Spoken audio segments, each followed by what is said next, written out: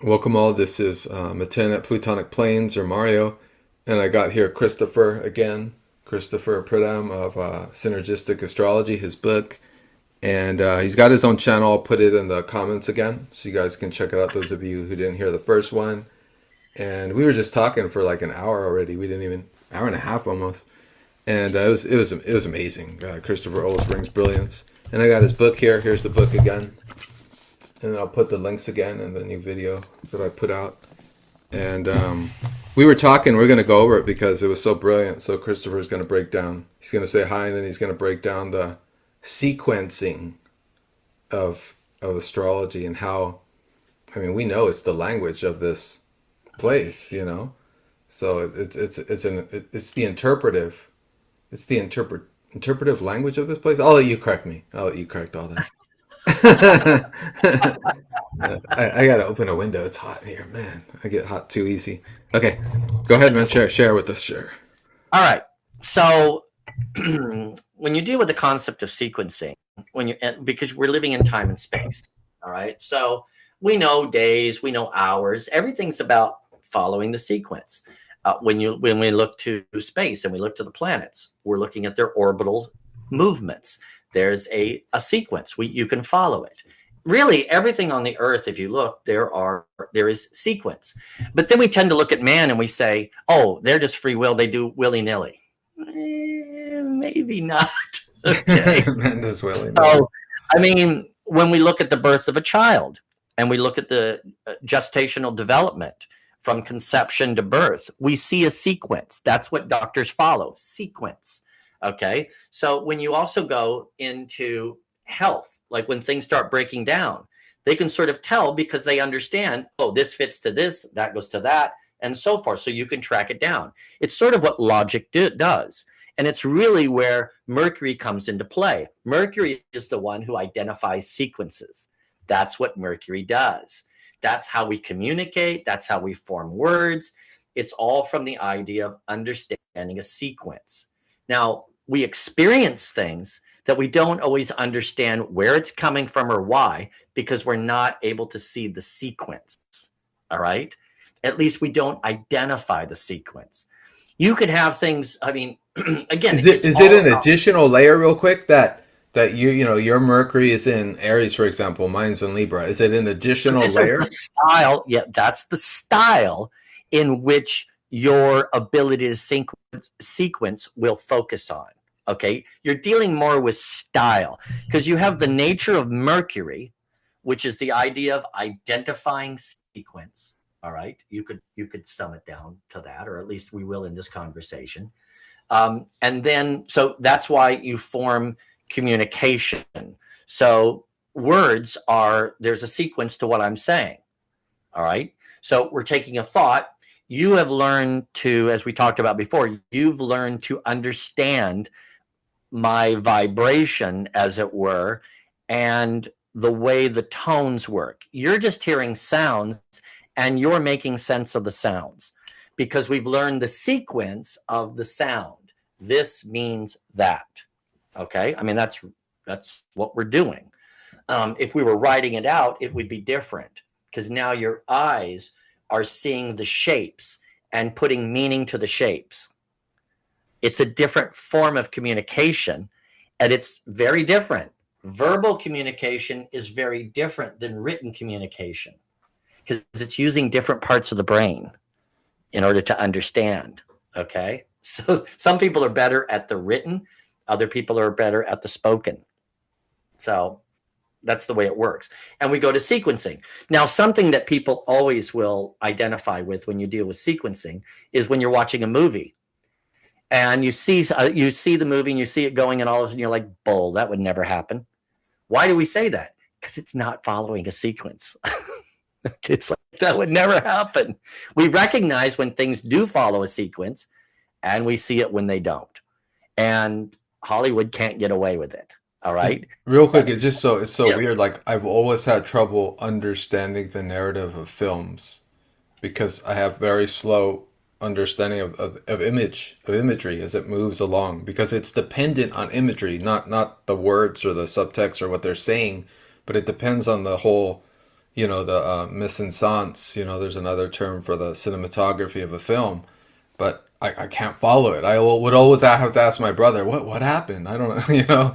I just don't Well, with understand you it all. having with you having your Mercury in Libra, okay, with you doing that, you're going to focus on the symmetry of things, the like you really want things laid out in a very proportionate, beautiful way.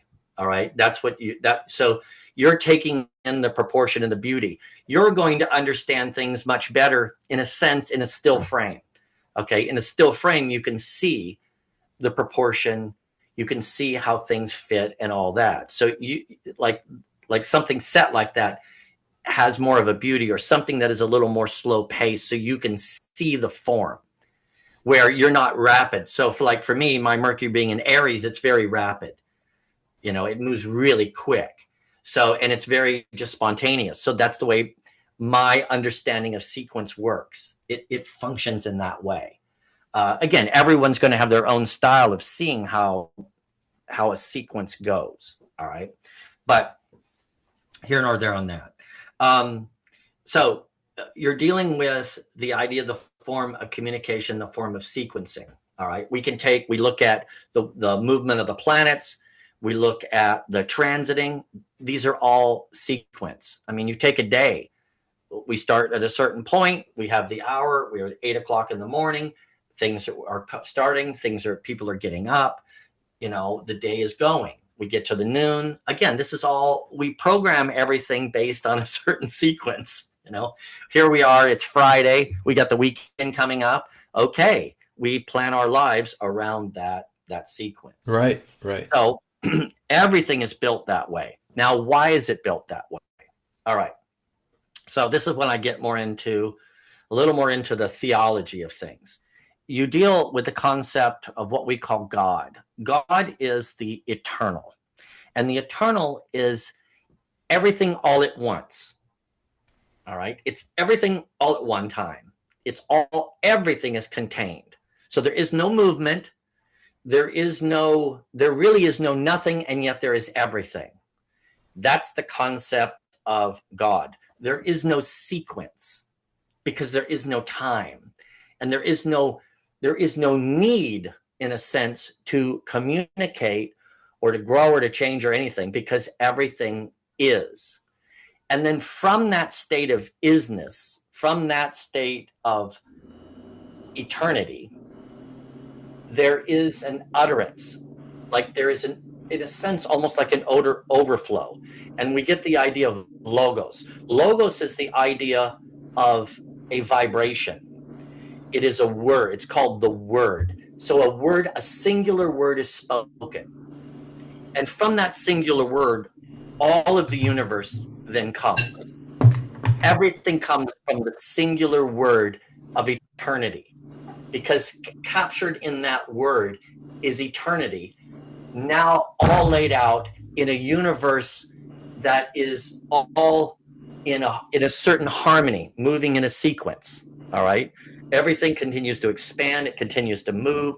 It follows. And every place you find within the universe, we have what we call gravity. All right. And this is the element of that eternal, because it's within gravity that everything holds together. Everything is held together and it holds its form. This is the concept of eternity. Gravity is, in a sense, God, and eternity is the realm. Now, in the form of sequencing, then on Earth, you have the king, or the god of this age or the world, which we know in astrology as Saturn. All right, Saturn sits as You went frozen. Just so you know, you went frozen, but I hear you fine. Okay, am I still frozen? Yeah, you're still frozen. Oh, I don't know why. You're not at all. My end is good. Oh, I really? have full internet on, and I have everything. There, Yeah, you're good. You're everything's good now. good. Okay, Just good. if there's All anything right. you need to turn off on your computer, I don't know. No, I don't think I'm not sure if it's me, because I don't freeze on mine. Okay. So what's happening here is when you take Saturn is the planet that is at its highest point. It is the furthest that we can visually see. All right. And in Saturn, it has a crown. So the ring around, that's the crown. All right. So it reigns supreme. And Saturn sets the idea of borders, because within time and space, we have borders. All right. There is you, there is me. Those are borders. The body is a border. All right. It's the idea of something that is separated. And this is where we have the need for a sequence, because we have separation. Okay. Now, in the eternal state, there is no separation. Right? So there is no need for separation. There is no need for borders in the eternal state. Is that why you say that Saturn has a veil, or should we not go there yet? We'll get there. But Okay. yeah, Saturn, because so the whole concept is within Saturn is the idea of limitation, the idea of borders. All right. And Saturn for me becomes massively key in the chart. Probably one of the most important relationships is the planets to Saturn. Each planet and its relationship to Saturn is massively key as far as a person who's developing and understanding what it means to come into proper sequence.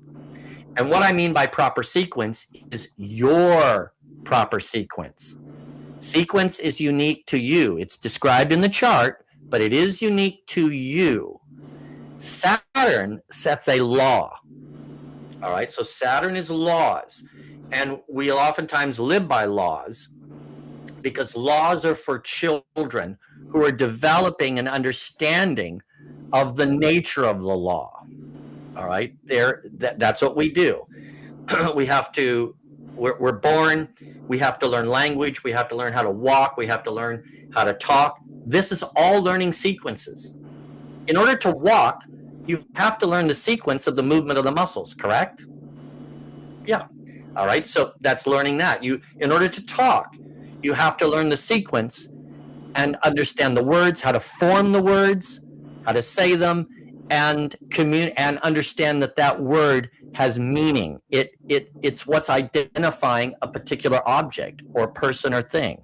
Okay, that's what it's doing.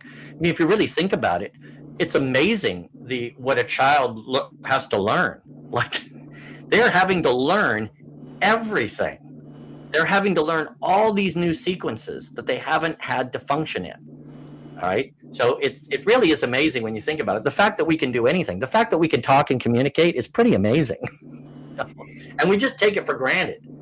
You gave this amazing example earlier about a child being already complete unto itself. It's just beginning the sequencing process because it's helpless. It's hopeless. Like, it can't really do anything for itself. But it is. The one thing I talked about was my grandchild. I have a granddaughter. Well, I have 3 grandkids right now. The oldest is 2, and then my grandson is 1, and then I have a 7-month-old. Okay, and the 7-month-old granddaughter. Okay, how does she do as a human being? Well, she sucks. All right, she can't talk. She can do very little. All right, very cute. Okay, right. She can do very little. Why? Because she hasn't learned the sequence of how to express herself, how to function. Okay, but she will never be more of who she is than she is now. So who she is as the being and as the person, it will never change. She is who she is. The only thing she will work on is the expression of that, how she expresses herself. That's it.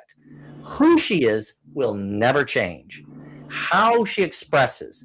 And when we get to the concept of expression, that's when we're beginning to look at the chart, because the chart's going to see the tools she has in which to express, the tools she's been given to use in time and space to express that eternal spark within her through time and space. Okay? So you have eternity coming into time and space form, which is the human being.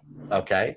So with the eternal spark and the everlasting soul, not the eternal soul, the everlasting soul. The only thing eternal is the idea of spirit is eternal. Soul, because it's individuated, is everlasting.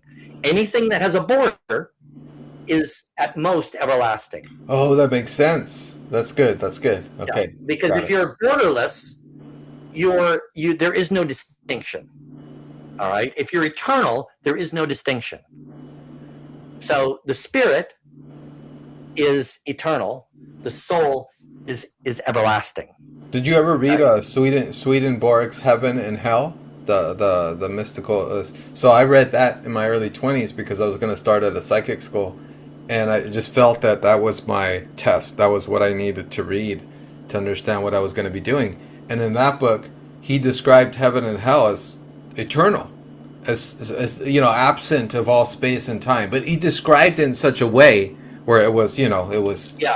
I mean, we powerful. could sometimes look, I mean, really, I look at the heavens as what we look at in the chart. That's the heavens. So heaven is not the state of eternity. Heaven is what we would call the everlasting. So the idea within life is that we eventually, once we learn to sequence, then the metamorphosis takes place and we get a body that's everlasting. The only reason we don't get an everlasting body now is because we don't have the sequencing. We don't understand the sequencing. Okay. And then you would be everlasting. You basically be an everlasting screw up. That's Okay. awesome. And that doesn't work. You need time to start over. And what I mean by start over, you get a fresh start on dealing with these issues. So in the Bible, there was what was called the year of Jubilee, which happened every 50 years. And that's when all debts are canceled. Okay. So you start over, no debts. And so the idea of a death is the idea of it's sort of a cancellation of certain debts. All right. It's not the cancellation of experiences where you've missequenced. It's not, it's like you have to learn how to sequence everything. Which sequencing, think of it as you're bringing everything into proper order. That's all you're doing. All right. The chart shows the order. All right. It's just, how do I manifest that order? It's the idea of how do I manifest the proper sequence of the words I say? How many times do you speak and you're like, I misspoke. Oh, I didn't say that right. You missequenced. All right. We do it all the time, right? And then there's other times when you can express something. You're like, oh, I nailed that. Okay. You got the sequence right. Dance. You see dance. Do we want a proper sequence within dance? Yes. Yeah, There's right. something. How about music? Do we want a proper sequence in Of music? course. In Yes. order to create balance and harmony. Yes, it's beauty because there's beauty. Venus is expressed that way. Okay. So proper sequencing is just the nature of life. And it's a matter of, we think in sometimes that man is just sort of like doing whatever, but man is intended to be sequenced. That's why the whole prayer of God's will be done on earth as it is in heaven. Why? Because the heavens are totally properly sequenced. We know exactly where they're going to be. And it's just manifesting that here on earth. Right. All right. Does your chart show you where you're supposed to be? Yes, it does. Okay. So this is how it works. All right. Why? Because you're a snapshot of that. How do we explain that? Is everything astrology? Or is it Well, we the interpret concept it of through that astrology is a language? map. I mean, you inside of you is everything, is the eternal. The eternal spirit lives within you. But we're the artists trying to express that. Okay. And each one of us has a unique way to express it. That's what the chart shows. So the chart is the map of the human soul that's trying to express that creative art, trying to express that form. That's what it does. It maps it out. It doesn't do it. It maps it. You still have a will that has to yield to in a sense, the eternal purpose and that proper sequencing. That's the Ooh, only how you thing. said that. How you said that. Because, everyone wants to go free will versus fate. Everyone wants to get into that. But how you Yeah. just said it, I don't know if you need to say anything more. I think you just said it.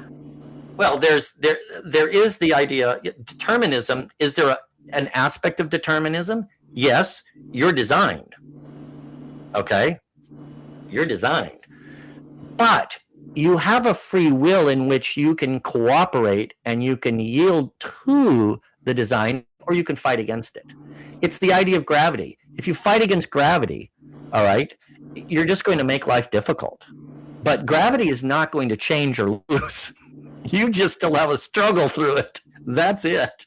Okay. So do you want to have a struggling existence, or do you want to have an existence that goes with the gravitational pull and the idea of the proper sequence of your life?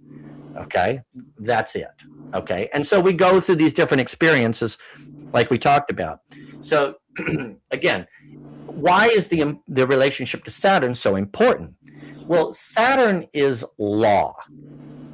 All right. And what are laws? So laws exist to, in a sense, protect. That's what they exist for. And who needs a law? Children needs laws. All right. So for example, you tell your child you can't cross the road. You have to stay on this side. Why? Because they don't have the proper sight to be able to assess whether something is safe or not. And so there is nothing innately evil or wrong about crossing the road. But for a child, it's put as a law, don't do this. All right? Because you don't yet have the ability to properly assess. That's the only reason you do it. So, for example, you have a stoplight. And one of the examples that I give is you go into the desert, you're driving, you come to a four-way, you have a stoplight there, middle of the desert. Okay. And at the stoplight, it's going to be a 5-minute stoplight. That's what they run. You look to the left, there's no cars. You look straight ahead, no cars. You look to the right, no cars. You drive through. Why? Because you understand the purpose of law is to keep me safe. I have checked everything, and now I'm moving through. I broke the letter of the law, but I kept the spirit of the law. All right? This is a big issue. In the scriptures, it talks about, Jesus talked about the Sabbath. And that was the law was you did not work on the Sabbath. And the example he gives is he says, well, a sheep is fallen into a pit on the Sabbath. Do you save it or do you let it die in that pit? All right, that was the question. Well, technically, to the letter of the law, you would have to let that die. But to the spirit of the law, you save it. Because, and he says this, was the law made for man or man for the Sabbath? Okay, was the law meant to give man rest or was it meant to control man? And the spirit of the law is it's meant to give you rest. The letter of the law is it controls you. All right, that's why Saturn becomes major in a chart. Are you living under the letter of things or do you live under the spirit of something? Can you assess? And the way you know is you have to understand law. You have to understand its nature and what it's trying to do. And then you move to the proper decision. Now, this is when you begin to get into the outer planets of Uranus, Neptune, and Pluto. It all comes down to how you deal with Saturn. If you're a person that follows the letter of the law, if that's your understanding is we stick to the letter, these things will be very negative in your life. When Uranus transit, it will bring rebellion. When Neptune transits, it will bring illusion and delusion. And when Pluto transits, it will bring destructive forces. That's what it does. When you understand the nature of Saturn and the purpose of law, then Uranus brings freedom, Neptune brings vision, and Pluto brings transformation. This is the way it's all about your relation to the king of the age, Saturn. And so Saturn, even with the inner planets, is also a major effect. How you relate to it. In the scriptures, it says, when I was a child, I thought like a child and reasoned like a child. But when I became a man, I put away childish things. That's dealing with the law. When I'm a child, I need the law. When I'm an adult, I've learned how to transcend law, not wipe it out. Can you give an example with your Saturn and then my Saturn? So yes, so your Saturn is in the 4th house. My Saturn's in the 10th. So we have opposing Saturns in a sense in the houses they're in. All right. So for me and mine, it's a matter of it takes time to develop, because what Saturn wants to do is it wants to ultimately give you understanding of the purpose of it. Now, when you're a child, it feels like a limitation and it's kind of the bad guy. Because it's the one saying, no, don't do that. And so you think of it as an enemy, but it's really a teacher. All right. That's what it is. but it doesn't teach nicely. It kind of it has a Yeah, right. harsh It's edge to cold. it. Okay, It's cold. it has a harsh edge as a teacher. Mean. For me, it's a matter of how do you take the authority? How do you move into that public space? How do you learn to be the leader? How do you learn to lead? All right. For you, sitting in the fourth, this becomes the very foundation, the very beginning. It's you have to learn what are the foundational keys, what are the foundational points, is what becomes so major with your Saturn in the fourth house, because you need to understand where everything is coming from, the source of all. So the fourth house is the source house. The 10th house is the expression of that mature source. Okay? So within every fourth house, so the fourth house, the whole idea of Cancer, the whole idea of moon, is the idea of the embodiment of the ocean, as it were. And the ocean is what holds everything that you have ever experienced in every lifetime. Okay? It holds the core of how you have dealt with all sequencing, your successes and your failures of how you sequence. Now, from this core, from this sort of fourth state, what happens is we have things come up. These are like the grains of sand in the oyster that create the irritation.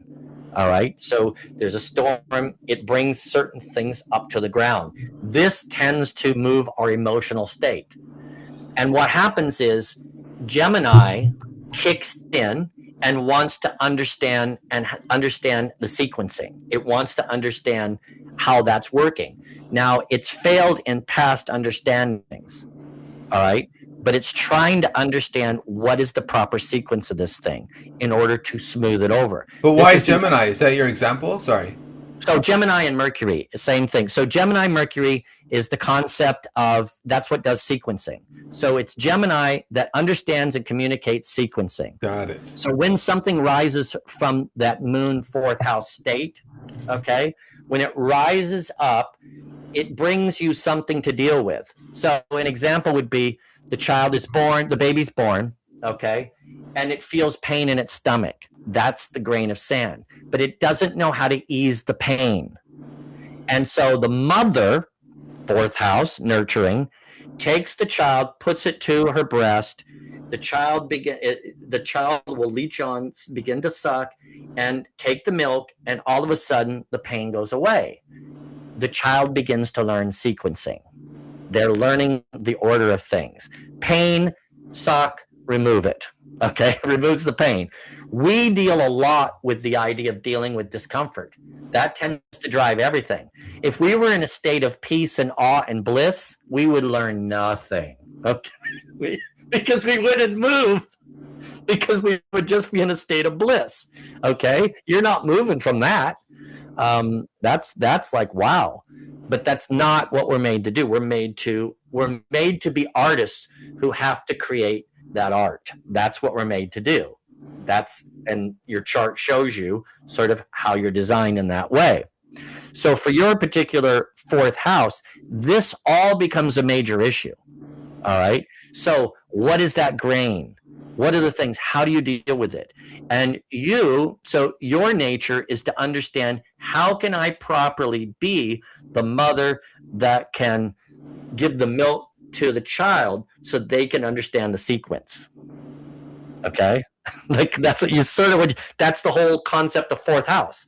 So Saturn is there. It doesn't want you to be a sloppy one. It doesn't want you to just say, oh, here's a bottle, take that. It's not what it wants. It's going to force it wants to have proper nourishing qualities. That's what it wants. So that's how fourth house is going to work with you. It's going to like, nope, that's not the way you do it. And the idea is we tend to go into, we like to be law-based people because we're lazy. Instead of really learning the uniqueness of you, I'll just take the law. What's the law? What's the rules on this one? I'll just follow the rule. Right. That's lazy. That's a child. That's not. So you're unique. You need to do it the way you are designed. You have to understand the nature of the law, the purpose of the law, and then apply it through your unique way. Okay, that's what Saturn is saying in your fourth house. That's what you're going to do, buddy, and we're not going to compromise. All right. So that's why it makes it difficult in the sense of where other people can just do it the standard way. That's not you. Saturn forces it needs to be unique. All right. It needs to truly be you. This is where it's really a major. Wherever you find Saturn, this is where it wants you to be special, where it wants you to be uniquely you. Okay. And it wants you to understand the nature of Saturn, the nature of that law. Why does that law exist? Why did the Sabbath law exist? It existed because it didn't want you working 7 days a week and wearing your body out. It said you need a day of rest. You need a day to collect. That's the purpose of it. It's not where, well, what if 1 week I need to work 7 days? Okay, that's fine.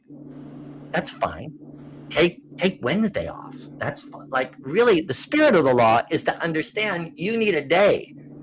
All right? That's the spirit.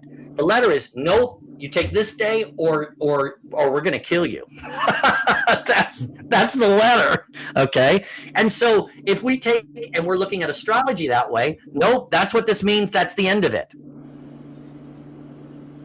Okay, wait a minute. How actually are you designed? What does it mean? Oh, Saturn in the fourth house. Boom.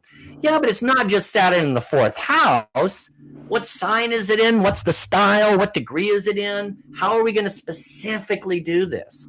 It's in a specific way. It's not just generic. All right. It's not that you won't hit certain things with a generic interpretation. You will. Okay. But do you want to do it in the total proper sequence or just close? It's good enough. Saturn really doesn't. It says no. It's good enough isn't good enough. Saturn, it must be right. And so the way we do that is to understand. We must understand the nature of law. We must understand the spirit of that. Otherwise, we're just rebellious. Like I said, if you don't understand the spirit, you just move into rebellion is what you do. Because now I'm just doing whatever the hell I want to do. I'm not understanding it. I'm just doing what I want. Well, you said once it reaches Uranus, then it becomes rebellion instead of freedom. So yes, how we deal with our Saturn? When you have a Uranus transit, so what happens then is when you haven't, in a sense, understood Saturn, understood law, it kicks into rebellion. That's what it does. So, for example, if you have Uranus over Mercury, okay, Uranus is over Mercury. What it can do is it can free the mind to think in freedom. It's not restricted to what you know. It's not restricted. Yeah, so it's not restricted to what you know. When you understand the purpose of law. So you're not trying to break laws, you're trying to understand laws and interpret them in a new way. Okay, so it doesn't break law. It doesn't remove law. It understands it and moves beyond it. Okay, we're not simply following letters. Otherwise, if you don't really understand the nature of that law, then it just is, you become a rebellious person. It's they're just rebelling against. So, for example, you could be one who would rebel against standard astrology because you're just rebellious. It's not because you understand astrology. It's not because you understand the purpose. You're just saying, I'm not going to be like them. They want me to do that. Screw them. I'm going to do my own thing. Okay, that's rebellious. If it's like, well, okay, I understand what they're doing. I understand what they're trying to do. I don't think they're doing it that well. And so I'm working on to find how to properly do that. That would be the way it would work. Okay, so it's somewhat of a fine line there, because from the outside it can look like rebellion. But and Jesus is a really good example of that one. They considered him a rebel. And he got crucified for that. He wasn't. He was in freedom. But because he in their terms, he broke the law because they were people who lived under the letter of the law. Instead of the spirit of the law. Instead of the spirit. Okay? That's why Saturn, for me, becomes a major point. It will determine, your relationship to Saturn will determine how Uranus, Neptune, Pluto definitely affect you. Because they are negative if you are one who's simply under the law. That makes total sense because you can't get to the outer planets through Saturn. That's right. You must transcend it, not rebel against it. Transcending means I understand. I get what you're trying to do. I get the spirit of this thing. And those planets don't become visible unless you've dealt with Saturn. That's right. That's right. That's why Jesus became such a crux to when we could begin to move beyond Saturn. Okay? Because see, he was one who went beyond the law and understood the spirit. That's the preaching of the Beatitudes. That's the preaching of the Sermon on the Mount. The idea of, well, it says don't murder, but I say if you have hate in your heart, you're committing murder. That's transcending law. It's understanding what it's communicating, not just following letter. Wow. That's exactly what it is. That's Neptune right there, right? I already have those feelings. I've already done That's where vision. So Neptune, understanding law, becomes vision. Neptune, without understanding law, becomes an ideology and delusion. It's like, oh, you know what? We should just do all of these things. It's like, how? That's, wait a minute. That doesn't fit the law. Okay, that doesn't work. All right. So that's what you can have people who have a very strong sense of a vision, but it's delusional because it isn't tracked to law. It isn't tracked to you understand the meaning. So I want to build a building and I want to have it this massive thing, but I'm going to use 2x4s as its foundation. Well, it's going to collapse. That's going to collapse. It will not support it. No, that's what I want to do. That's someone who doesn't understand the law. So you can do things by transcending it. It doesn't mean it eliminates. That's why even when you, from a scriptural point of view, you deal with Paul, who says, I haven't come to do away with the law. I came to fulfill it. All right. So, but law becomes a real negative in the sense of when it's limiting the expression of the spirit. And that's why Jesus came to bring spirit. So you're led by the spirit. You're led by the eternal. Okay, spirit is eternal instead of the temporal, time. Okay. Now what happens is when you're led by the eternal, it brings the order to the temporal in time and space. That's what it does. That's the concept. Okay? And that's why when you deal with the spirit, in order to be a good astrologer, do you need to be connected to spirit? 100%. Yeah. Now, if you do astrology and you're only connected to Saturn, will astrology help you align things, or will it be interpreted through determinism? Determinism. We already know that. We already see that with Vedic astrology and some of the other types of astrology. It's obvious. That's why the ancient world had a deterministic astrology. But see, the whole concept was that at the age of Pisces, Neptune, you engage the spirit, and it lifts that veil of law, and it allows you to enter if you choose to. Everyone has the ability, but you still have to choose to move beyond. Okay, mind blown. Have you read Before the Law by Franz Kafka? It's terrible. Oh, it's done. It's done. You got to read that. It's what you just said. You just said it. Like it's a character before the law, and there's a guard there, and the character's just waiting there so that his door can be opened, right? And so he waits and he waits and he waits for hours, minutes, days, months, weeks, years, decades, centuries.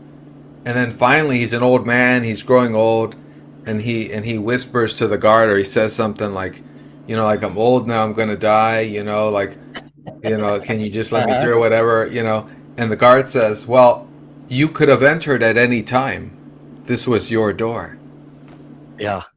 Man. That's kind of it's better to read it. It's better to read it. That's kind of the story of the prodigal son and his brother. Okay. So the story of the prodigal son and his brother are those who both are in the house. The brother comes, he has a Uranus transit. Okay. So he has a Uranus transit. And he's like, screw this. I'm going to go. I want my inheritance. I'm going to go into the world. He's going in without any freaking understanding. And he experiences how he just blows all his money. He's having fun doing all this. And then life gets hard. And now he ends up finding himself with the pigs, feeding the pigs. And he's looking at the food of the pigs thinking, oh, I'm going to have to give me some of this because this is looking better than what I eat. Okay. And then it says he remembers, and he remembers his father. He remembers how his father treated the servants. He remembers all that. And he's like, you know what? I'd rather be a servant in my father's home than here. Okay. He comes to understand. You see, he had taken his father as just a law, and he didn't understand the purpose of it. And now he gets, I get it. Because this is what happens when you just blow it off in rebellion. All right. So he returns home. Of course, the story goes, the father greets him, puts you're my son, puts the ring back on his finger. He's coming back just to be a servant. And he's like, no, you're my son. You're always my son. Great. Now, the older brother never left the father's home. He was always under the law, and he kept the law. And he's like, why did you throw a party for him? You never threw one for me. And he's like, you're here all the time. We could throw a party anytime you want. Okay? And he goes off mad. Why? He's under law. He never transcended law. He never grew up. He never saw the Father's heart. That's transcending law. You only see what he does, not what he's trying to accomplish in you. And you don't even understand what he's keeping you from. All right? So he walks away in disappointment because he remains a child under law. The prodigal is the one who transcended law. He understood the nature of it and returned. Okay? That's the whole point of that story. It's that who can transcend and understand why certain things have to be, because you're learning. All right? That's why you go back to the Garden of Eden and you have the tree of the knowledge of good and evil. The tree of the knowledge of good and evil deals with the concept of tree. It deals with the concept of growth. It deals with the concept of you have to partake of it. Okay, you eat, you take that in. What are you taking in? You're taking the knowledge, the yada, the yada, which is experiential knowing. The only way you can truly know is to experience. If you think you know because you read a book, you don't know squat. You know somebody else's opinion. You don't know anything. Okay? You don't know. You're just you're repeating. It's like sort of like the computer. What does the computer know? The computer knows nothing. It just has information. It's just imitation of us. It's a constructive. Yes, it doesn't know anything. Knowing means experience. You know, intimate knowledge. So the knowledge of good and evil, the knowledge of good, the whole concept of good is a concept of proper order. Everything is properly ordered. In astrology, one of the most proper ordered things is Venus. It's all proportioned, properly structured, everything. Oh, yeah. Beauty is something that is based on, on order. It's on symmetry. Order, it's based on symmetry. Which is defined. Order. It's very specific. Yeah. That's beauty, whether it be through words, through music, through images, through a person, anything. We see that the proper order brings about a beauty. Okay? So this is the good. There is the proper order, and then there is evil. Evil is the Hebrew word ra, R-A. Okay? And that means you have limited vision, limited sight. You cannot see the whole. You only see a portion. All right? So man takes from this tree, partakes of that, and he's given an experience, knowledge, an experience now of order and partial limited vision. What does it say? It says that his eyes were opened. Duality. Eyes. Not the singular eye of spirit, but the dual eyes of flesh. And he sees that he's naked. What is it talking about? It's talking about now you've come to the seat of judgment where you're comparing yourself as a being in time and space with borders to the eternal unlimited. Okay? So you're comparing yourself to that. Now, do you measure up or fall short? Well, of course you fall short. If the baby compares himself to the parents, do they fall short? Yes. My mom and dad can talk, can walk, can do like can drive, can do. I can't do any of that. Like I'm an abject failure. All right. And it says that they felt shame and they covered themselves. Why? Because now they're assessing things through the duality of the physical life, and they judge themselves to be less than. Which was why? Because they live in time and space. They live in borders. They're not looking at the whole developmental stage. They're not looking at the end of their life and the beginning. They're just looking at where they are. You don't assess where you are. You don't assess or judge in an eternal way, in a permanent way, where you are right now. The only way you can properly judge is to see the end of the story. Then you can say, only when you see the end of the story. Oh, okay. So I remember I brought up the Aleph by Borges, the first letter of the Hebrew alphabet, the story, the short story by Borges. So in that short story, the whole story is about he's talking about his girlfriend, or he's meeting with his girlfriend, and then he gets a glimpse of this rip in time and space, this hole that opens up called the Aleph. And in it, he sees totality, and he sees the end of his relationship with the woman. He sees everything in a moment, and it overwhelms his mind, right? It's a mystical experience. Yes. And that's what happens in the story. That's why the boundaries of space and time fall away for that moment. And he describes it as best he can, but of course he can't fully understand it, right? Just for that second or moment, and then he's just lost. And then he's just like back to his body and like, oh, like I just glimpsed this horror, right? It's very Lovecraftian in its style of expression, very first person. But anyways, I wanted to share that because that's our experience, as you were saying, when we come into contact with the eternal. Yeah, it's just panic. It's just what? It is. Well, you take that again in the story of the Ark of the Covenant, which was the housing of the eternal. They would only enter it one time a year. The high priest was the only one who did, and he had to have a rope tied around his leg because he could die. Why? Well, anyone who's taken like the psychedelics kind of understand, or ayahuasca or anything like that, because you do kind of peer into the realm of the eternal, and it's overwhelming. Because what happens is your Mercury starts working overdrive because it's trying to pattern stuff, and it can't pattern it because there's too much. There's too much, and it's all over the place because it's all at once. And so that's why people forget their name. They're like, oh, I forgot my name. Yeah. Oh, it's like overwhelming because you're just taking in too much. It's all the information, and you cannot absorb it. And you cannot, your Mercury is there like, oh, no, I can't, I have no way to pattern this. Okay. I don't even know what I'm looking at. All right. And don't think that isn't what like babies experience. Oh yeah, babies are mystical. They're in the they're in the Plato. They're in the Neptunian. They're coming into a world that everything is new, and they have no idea what they're looking at. They're just like, what the fuck? What is okay? That's why they're like, oh, why do they cry? Why do they always need to be held? Well, you go into those experiences, and that's what you want. You need to be grounded. You need to know there's something solid. There's something fixed.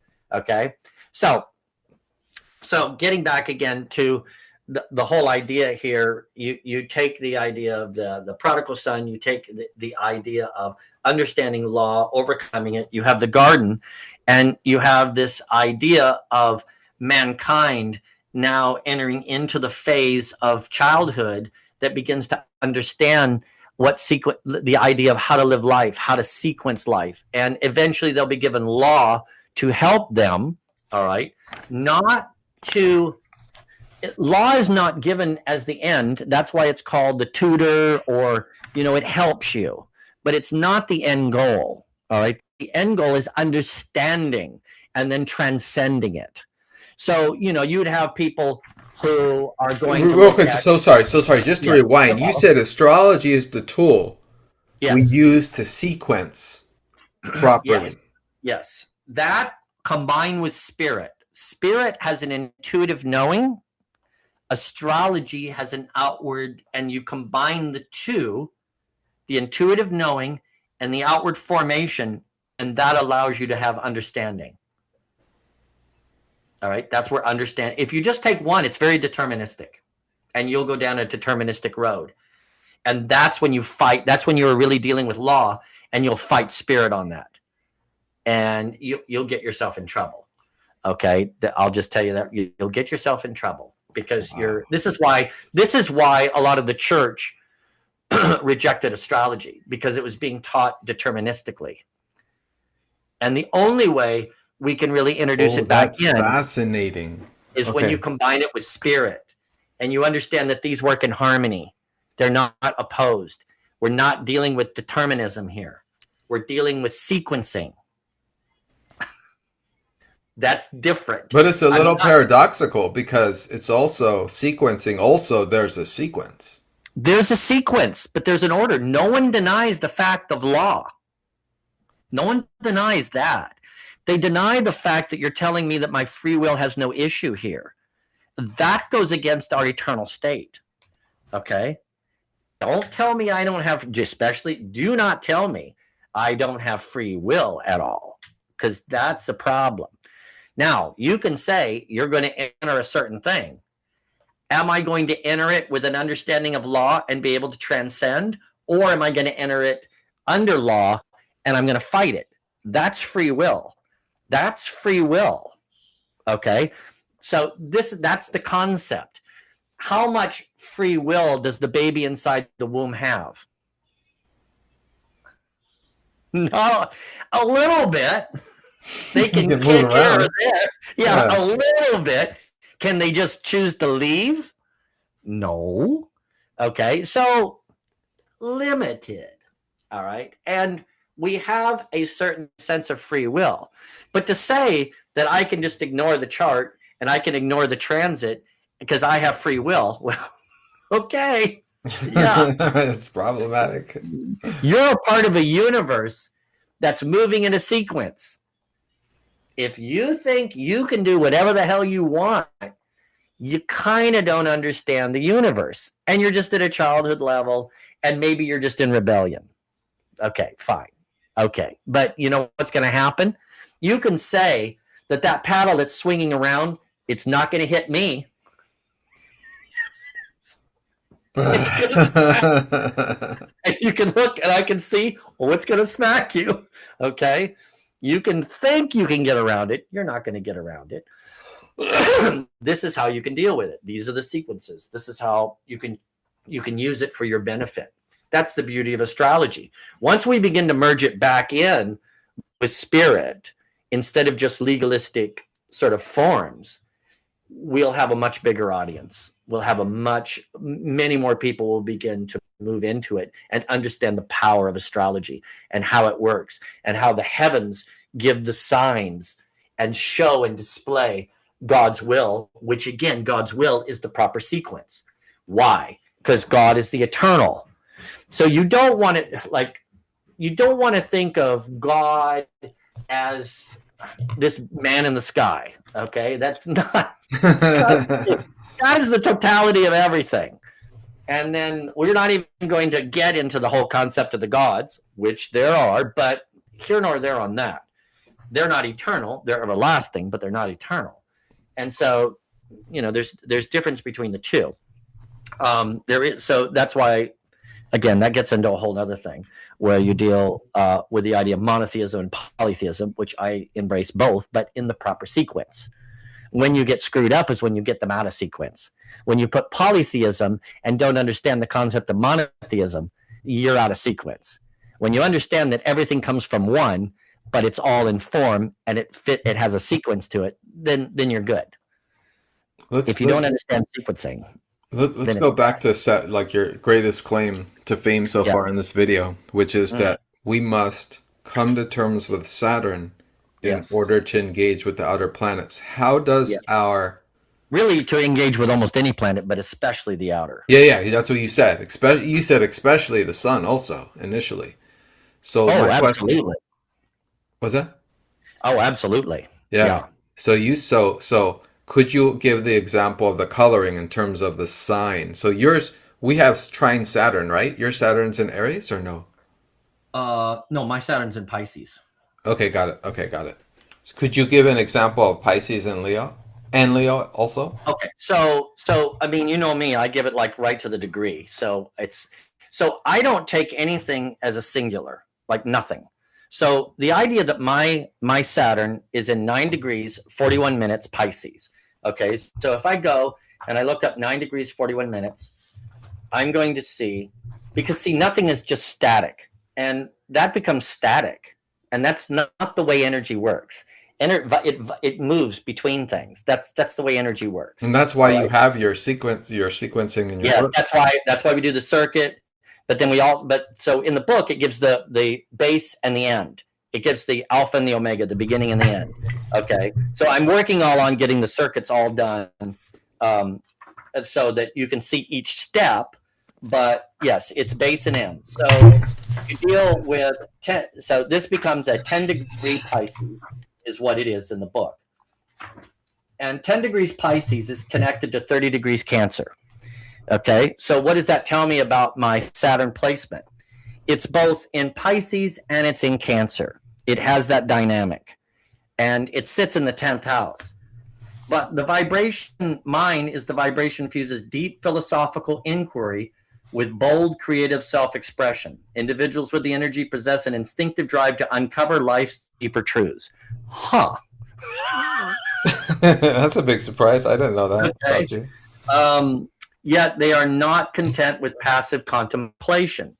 They seek to articulate, share their insights with conviction. Their journey involves balancing intellectual depth with dynamic action, ensuring their expansive ideas manifest in tangible, influential contributions. While they thrive in deep reflection, their greatest strength lies in translating knowledge into impactful leadership and inspired communication. Okay, so that's where my Saturn sits. It sits in the dynamic of a Pisces Cancer. And so that's exactly what it wants to do. Now, how long is it going to take to get to where I can do that? Well, I'm just turning 61. So You just it takes that completed long. your second Saturn return. Yes. And that's literally when all this stuff comes. That's when I get That's the crazy. book. That's when all the things happen. Okay. So it Wow. takes, and that's because this dynamic is in the 10th house. All right. So it's going to take a while for this to happen. But that's the intent. Because if you think I wasn't a legalist when I was younger, you would be wrong. You would be wrong. Yeah. It's like totally under law. That's the rule. That's what it is. Boom. Do it. That's crazy. Okay. But you have to. We want prodigal sons. We don't want the sons that follow the rules and stay at home. Yeah. Wow. That's it. It's like the most interesting split, right? Because we always Yeah, have the that. prodigal is who you want to be. You don't want to be the older brother who follows all the rules. And yet, growing up, what are you told? To follow the Follow rules. the rules. But there has to come a time when you don't, when you break away to understand the spirit of it. And still, you're following it, but not at the letter. And will you be judged for that? Hell yes. By who? Those who are letter of the law people. They will judge you. Okay? That's the way that works. So yours, all right, let's look here. So your Saturn at 1 Leo. Okay. Oh, yeah. I know this one. That is very, so that's a very creative. Yours is a Leo Sagittarius. That's the dynamic. It's not just Leo, it's Sagittarius. And it's the adventurous, creative pioneer. The vibration embodies the balance between intense passion, strategic wisdom, and the power of creative play. It thrives on navigating the fine line between impulsive action and calculated foresight, ensuring that energy is directed with purpose, and there's an innate understanding of when to act boldly and when to pause for deeper insight, allowing spontaneity and playfulness to fuel creative expression. This energy encourages the joy of exploration, where discovery, experimentation, and instinct merge to produce an inspired, meaningful results. Is this the kind of person that's just going to pick up, learn ancient astrology, and follow all the rules? It's not going to happen. This is not going to happen. Not the energy. Now, could it be? Could a person need to be? Yes, of course. Like that may be their thing they need to do. Okay. But no matter what, it's always going to be a growth into transcending and moving into the spirit of something and not simply the physical letter. We have to move beyond what just appearances and dealing with things in a very black and white way. At least that's what I think. And then what does it mean from the fourth house? You said you express yours from Okay. the 10th. What about the fourth? Yes. So from the fourth, this is going to be that home and nurturing environment. That's going to be the kind of what you set up. How, this is a very personal sort of where the 10th house is going out, expressing in a sort of outward, sort of visible way. You're the one that is designed to have people in a very personal, much more intimate, close, nurturing way to help people through that problem and create that safe environment where they can explore, they can do these different things. It creates that environment. That's what it does. So it's very heavy into that. And we kind of talked a little bit more about, because it's, so you kind of, with that, I would look at his moon too. You would see that, which is a 12th house dynamic in a very forward, aggressive way. So you see the interplay between the two. You see where the Saturn, where it is, it's very creative, very bold, very playful, which is very much where your moon sits, in that bold, creative way. Okay. So it has a very playful way of dealing with very serious issues, is what you're doing. And it's very explorative. It won't be contained by some traditional, established, totally rule-based way. It won't do that. It doesn't mean that it won't understand that. It means it has to transcend it. It has to go before. It has to go beyond. That's what it has to do. Otherwise, it's going to be an irritant to you. It'll be an emotional irritant. If you were to settle and say, I'm just going to do this, these are the rules, and I'm going to keep that. If you were to settle, it will irritate you. It will not feel right because of the way your moon's situated. I was just And telling this to a friend the other day that like how I organized my life because initially I wanted to be a psychologist, like a Jungian depth psychologist, and I had a teacher who was like, "Nah, you got to get in, you got to write, you got some talents, you got to do poetry, literature," and I was talking about how because I never did the psychology, I never had to go through that tunnel, because I wouldn't have known who would have come out on the other side, all that mental work, all that heavy programming, So I'm happy that I retained the freedom and I got to explore so many things, or I continue to, and yeah, not, get too absolutely. Well, contained. you have such a tight square with your Saturn and Uranus that, so, which again, what is this saying? So for me, when you're dealing with things, you deal with the idea of Saturn, and in the biblical vernacular, you have Satan and you have Uranus, which in the biblical vernacular is the father of Jesus. Okay.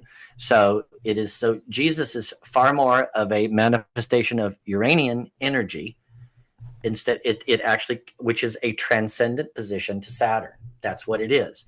So your Saturn is set in that relationship where Uranus is saying, I recognize the need for you, Saturn, but you will not be the king of this life.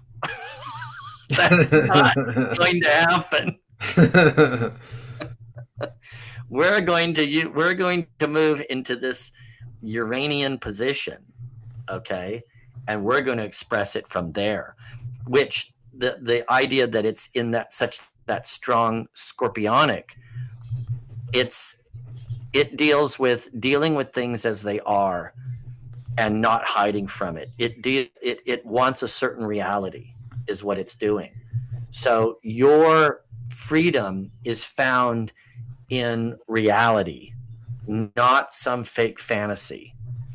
It deals with, this is what is, but we can transcend it. That's that dynamic.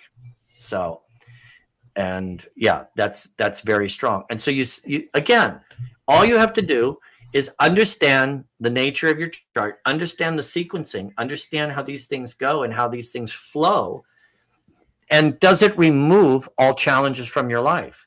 It does not, because you have to grow, and you're going to grow through irritation. The thing it does give you is it gives you a way to deal with the irritation. It gives you the ability to produce the pearl of wisdom that you need to remove it so it's no longer irritating. And it gives you the ability to bring things into proper order. Wow. Brilliance. That's brilliance. Easy, right? Easy. No problem. That's, yeah. So you just sequenced it out for me as of you know, as of when we're done. Perfectly sequenced Go do it. Yeah. into my reality. You're all good. Yeah. And, as far as dealing with how you do some of these things, you're going to look at the nodes. You're going to see where they play out, because are they dealing with that moon, that sort of that sea that holds everything that you're having to deal with? Yes, of course they do, but you have all the ability of the rest of the chart to show you, okay, how am I going to deal with this? How do I understand this? How do I make everything work in a harmony together and flow? Because everything works in a harmony and a flow. So it's just a matter of understanding it and a matter of practicing it, not just understanding it in an intellectual way, but understanding it in a lived out way. For myself, I'm very heavy Pisces, very heavy Virgo. I have my moon, Uranus, Pluto, Mars, all Virgo. I have Sun, Chiron, Venus, and Saturn, all Pisces. I'm a Gemini ascendant with Mercury in 11 degrees, 37 minutes Aries. So that pushes right through there. I have my Neptune in Scorpio. My whole visionary state is planted into a certain reality. It will, and it's in the 6th house. So that's the way it works. Like, yes, am I a visionary person? Yes. Am I practical? Yes. Like, it has to be practical. It can't just be, oh, these wonderful things, like we were talking about earlier. Oh, you'll see people talk about in astrology, the veil is being rent, everything's being exposed. You don't know what the hell these things mean. You think veils being rent are wonderful? That just means you're stripped naked in front of everybody. Yeah, we were talking about that. Yeah, it's like that is not a the new comfortable age, position. the new age crack pipe that like, oh, the veils are falling, the veils are falling. It gets into a visionary state of Neptune without the Saturnian grounding. Like, okay, don't think it's all pie in the sky wonderful. The spiritual life is not an easy life. Okay, that's not the way it works. The spiritual life, it goes against the grain of the vast majority of people that are living a physical life. They're living a life under Saturn with time and space. The spiritual life wants to live the life of the eternal in time and space. Not as easy. Okay? So those are challenges because you're needing to properly sequence things that you like. You have the tools to do it, but you don't always have the know-how. You have to practice and learn. Life is about practicing. Try it. Does it work? If it doesn't, adjust until it's working.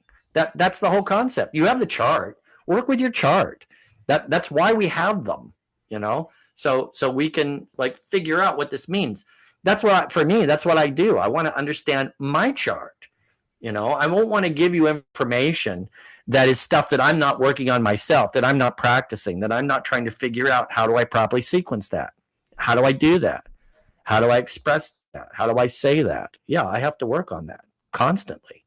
Because I was, like you can see, I'm a 70 degree, 46 minutes Sagittarius.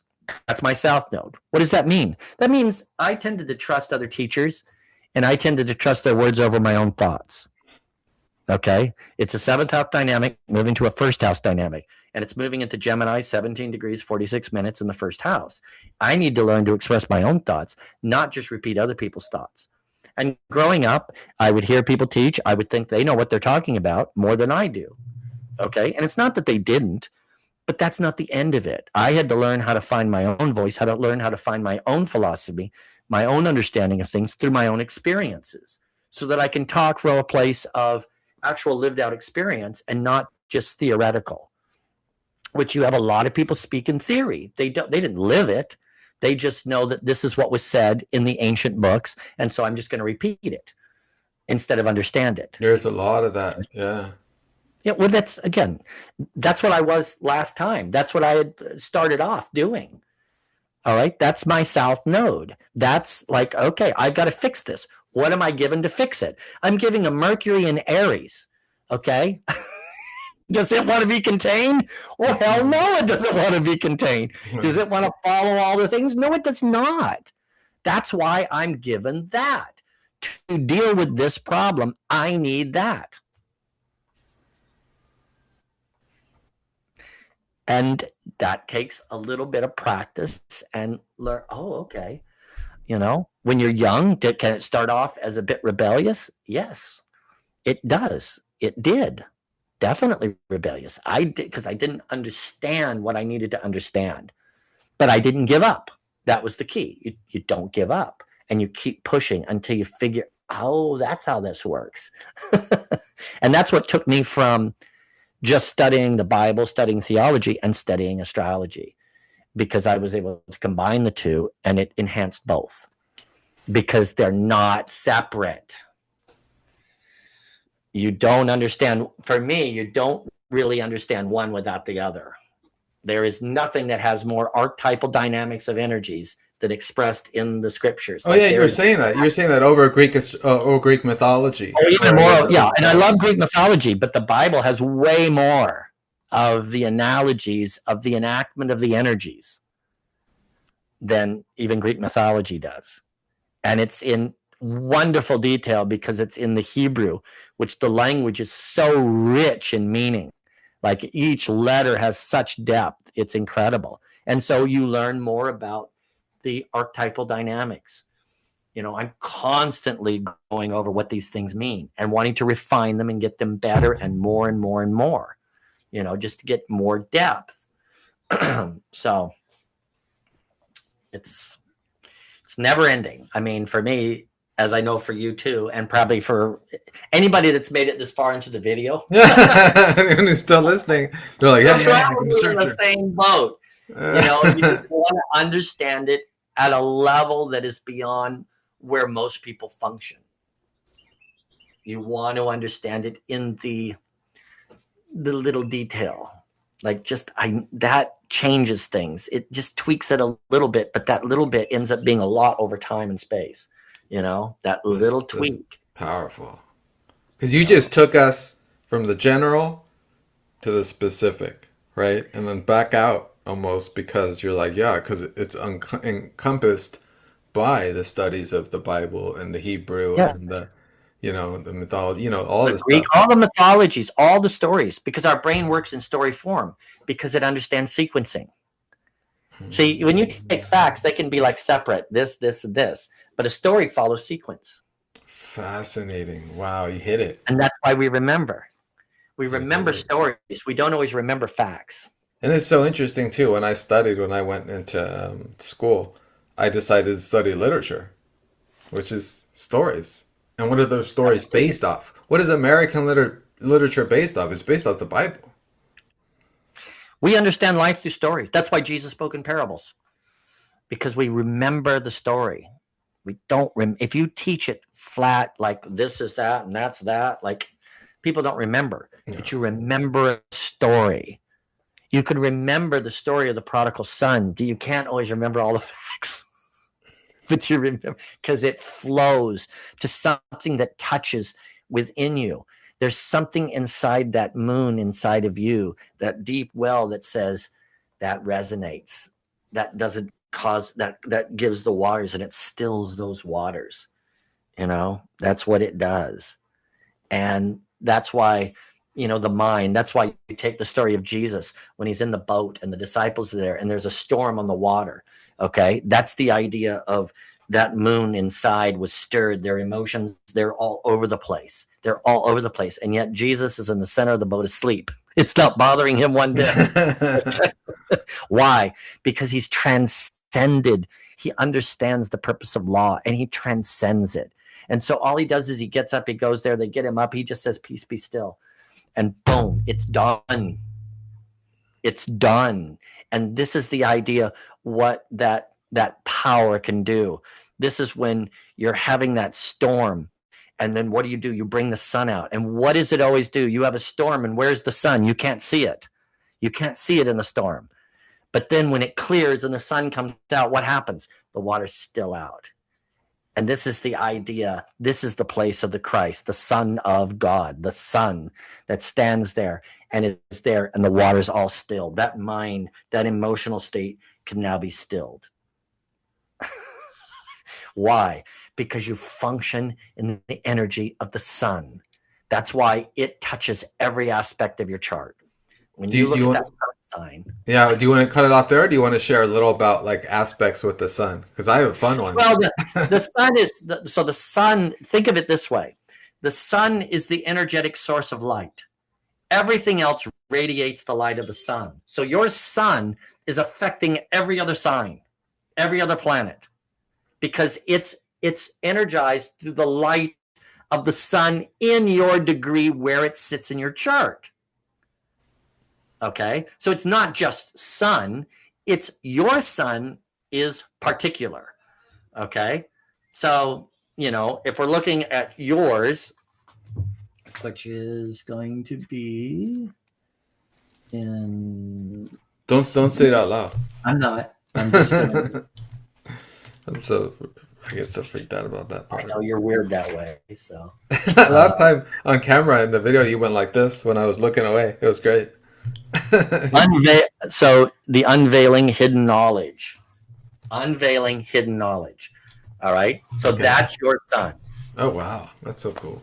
So that's what radiates out to everything else, is a desire to unveil hidden knowledge.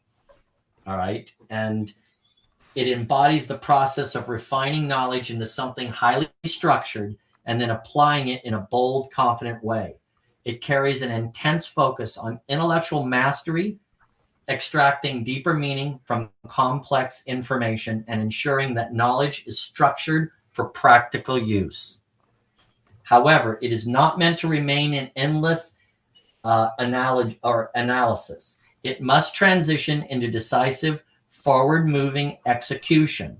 The key lesson of the energy is breaking through hesitation, trusting in the moment, and turning intellectual refinement into real-world impact. So that is something that touches your Saturn, your Venus, your Mars, your Moon, Jupiter, Neptune, Uranus, Mercury. It touches all of them. Really? My sun does? Your sun, yes. It's the light of every other planet. Oh, yeah, of course. Of course. Nothing generates light except the sun. Right. And the brightest of the lights, of course, is the moon. And the moon is a light. Why is the moon so important? Because the moon is the light we can actually look at. The sun, we can't really do that because it overwhelms and we can't distinguish it because it represents eternity. Wow. The only way you can look at it is through a veil. Wow. What you've been saying. Yeah. So these other things, in a sense, become like veils. They all are the way we can see the light expressed through Venus. We can see the light expressed through Pluto. We can see the light expressed through all these other things. But we can't actually, we can feel the essence of the sun, but we really cannot look at it. Or what happens? What happens if you simply stare at the sun in its full radiance? Unless you're raw ruhu, just blindness. Yeah, it'll hurt your, it'll damage your eyes. Yeah, that's what you don't do. Yeah, and so that's what you look at. It's almost the sun and its position and all those kind of things. It's important, but it's important in how it relates to everything else, more so than in and of itself. It's how it affects all the other aspects of the chart. Oh, wow. How many aspects do you have to your sun? So 360. Oh, that's right, because we're using your system. wow. Everything is in relationship. Everything. So it's not like, oh, well, there's no aspect there. Yes, there is. Yes, there is an aspect. There's an 360. aspect to everything. Yeah. So what you do is you just simply take the sun and you take the planet and you find the midpoint. Because that's where they meet. And then you see whether the energy is inner or outer. Oh. Is it outwardly expressive or is it inward? What's the movement? Where is it going? Wow. Is the midpoint backwards of the movement? Is it forward? Is it inner or is it outer? Can you make that clear in your book? Not in this one. No. Like, I don't have a lot of the forms that I use in the book. I'll do that in the circuits because the circuits are going to be way more. The book is, it's so if someone's like looking, oh, okay, what would I get out of the book? Well, you're going to find every single freaking position and all the things. You can read it like we've been doing here. You can look, you can take it, and it'll describe your south node. It'll describe all the things. So it'll describe where things are, and it describes them in a good detail. Plus, it'll give you the Elias quantum point, which is that quantum point that it's connected to. So to give you that, which is a major player, I will tell you. Like in my moon is in 1 degree Virgo, 1 degree in minutes. That is connected to 6 degrees Scorpio. My wife's moon is in 6 degrees Scorpio. My son-in-law is 6 degrees Scorpio. It's a major thing within our my family is 6 degrees Scorpio. Okay. So what you'll do is you'll find connections that you don't even know exist because you'll see it in the where it's connected and sort of the interplay. What you're looking at is an interplay because everything moves and it's going to move. To have movement, you must have 2 points. So everything's moving. So if I look at Mars in, like my Mars is in Virgo, okay? So if my Mars is in 16 degrees, 18 minutes Virgo, what is it going to be connected to? All right. Now, in the chart, it is connected to Pluto. It has a conjunction there. It has a semi-square to vertex. That's what you're generally going to see in old style astrology. That's its only connection. That's not it. It's connected to everything. Okay. Everything is connected to everything else. It's just, and that's what the sort of degrees show. It shows the nature of the connection. So if I take where it says, oh, your Mars at 16 degrees isn't really connected to your moon at 1 degree 43 minutes. It's too far for a conjunction. What you do is you do the midpoint between the two, and this is the dynamic where they meet. Okay? That's where they meet. So this is moon, Mars, meet, express. Okay, cool. Right. And what I say is test it. Don't take my word for it. Yeah. Test it. See if it works. I think I know the answer, but it's not to be tested. It's meant to be experienced. You have no reason to trust me. You should know it for yourself. It needs to resonate with you. That's the way these things go. So. All right. Thanks so much, man. That's great. Hey, you were on fire today. Set fire to the place.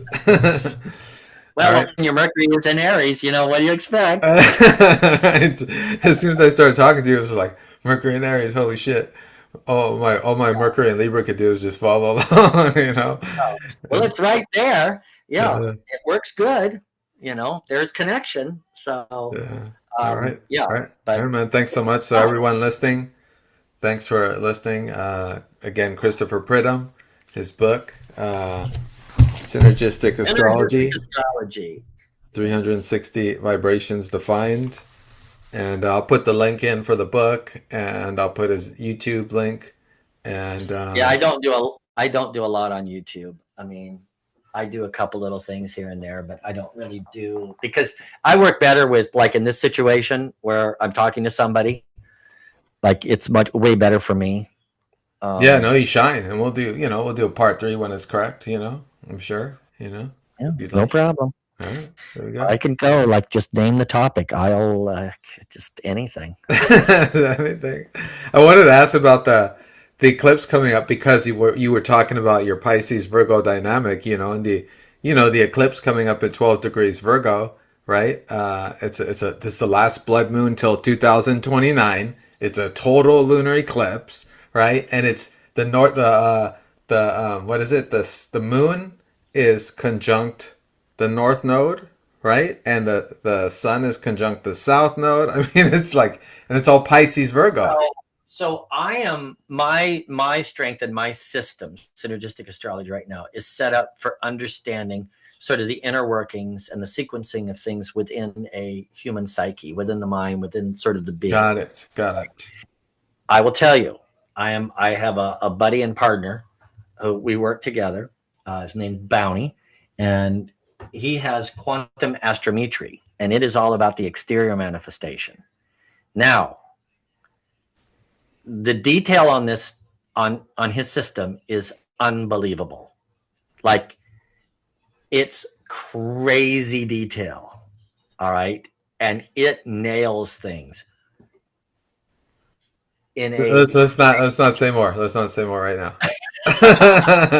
You told me a little last time, I remember. So now I want to yeah. go watch his interview with you. You guys, your interview, and then I'll Yeah, ask you questions after that. yeah. So we're in the process of getting everything so his system can be in a book and used, because and I've played with it and worked with him on this, and oh wow. And so we merged the two because they work together, because mine gives the sort of he gives the what, how it manifests. Mine is the why, the psychology behind it. That's kind of how we work, and it works really well. But his does give the what, like, I'm just like, All you can do it's is make sounds to express. it's it's not easy to impress me. Like, it just isn't. And oof, it is like blew me away. So yeah. So we'll talk about that All right, sometime, or we'll you talk should have about it. him Thanks on. everyone for watching. We'll see you guys next time. Take care.